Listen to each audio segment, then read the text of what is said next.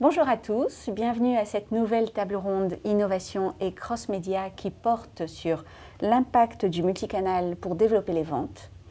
Pour en débattre, j'ai le plaisir de recevoir autour de cette table Bérengère Lambollet, bonjour, directrice générale marketing communication de But, spécialiste de l'aménagement de la maison.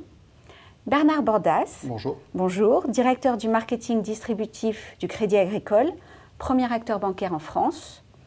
Henri-Pierre Hervé, responsable marketing et e-commerce de la division retail de PSA, deuxième constructeur automobile européen. Et Nathalie Touzin, bonjour. Bonjour, directrice de la communication institutionnelle d'eBay, place de marché mondiale. Alors Bérengère, je vais démarrer par vous. La marque But existe depuis 35 ans.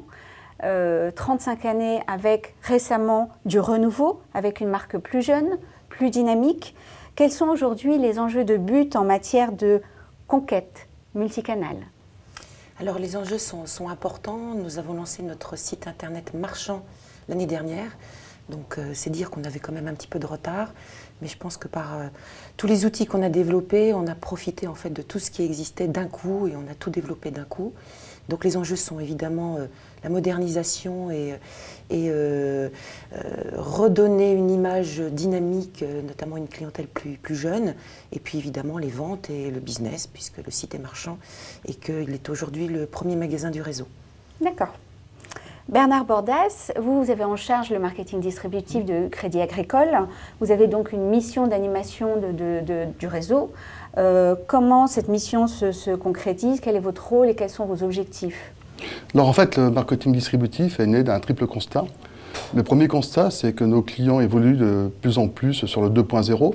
Cela signifie qu'ils sont de plus en plus mobiles, qu'ils utilisent nos services 24 heures sur 24 et qu'ils sont de plus en plus collaboratifs. Le deuxième constat, en fait, c'est que nos réseaux, nos canaux sont restés assez traditionnels. À titre d'exemple, 95% des contrats commerciaux sont signés encore dans les agences, alors que les canaux alternatifs, qui vont des automates jusqu'au web en passant par les centres d'appel, eux sont très largement utilisés encore pour la gestion des comptes, c'est-à-dire consultation des comptes, les virements, et également tout ce qui est information, mais notamment dans le domaine de l'avant-vente ou de l'après-vente.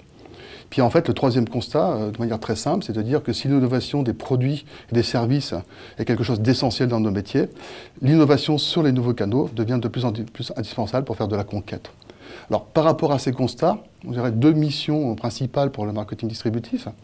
La première, c'est clairement de faire évoluer notre schéma de distribution en cross-canal, à la fois pour une meilleure relation client et à la fois pour une meilleure efficacité commerciale. Et puis bien sûr, la deuxième mission, c'est d'intégrer les canaux émergents pour en faire de véritables outils de conquête. Pour PSA, Henri-Pierre, la problématique est la même parce que vous avez aussi un réseau. Tout à fait. En fait, je retrouve bien en fait toutes les problématiques qu'on a dans les propos de mon voisin. Bon, on n'est pas encore la banque, donc nous on n'a pas fait encore la révolution complète. Juste pour positionner, en fait, moi je travaille donc pour le compte du groupe de distribution qui appartient à la marque, donc qui appartient au groupe PSA. Ce qui fait qu'on n'est pas ni Peugeot ni Citroën, on est la représentation physique en fait de la vente de détail de ces deux marques.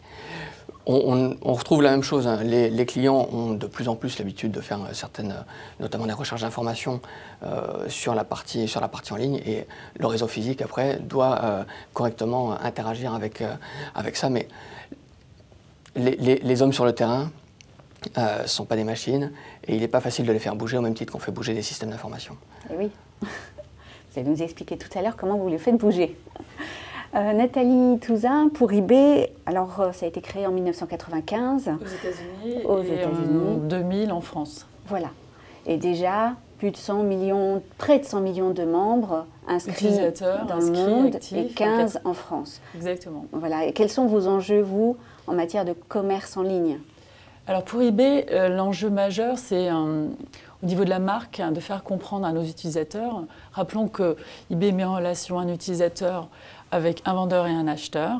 Donc nous, on est la place de marché qui permet cette transaction, mais on ne rentre pas dans la transaction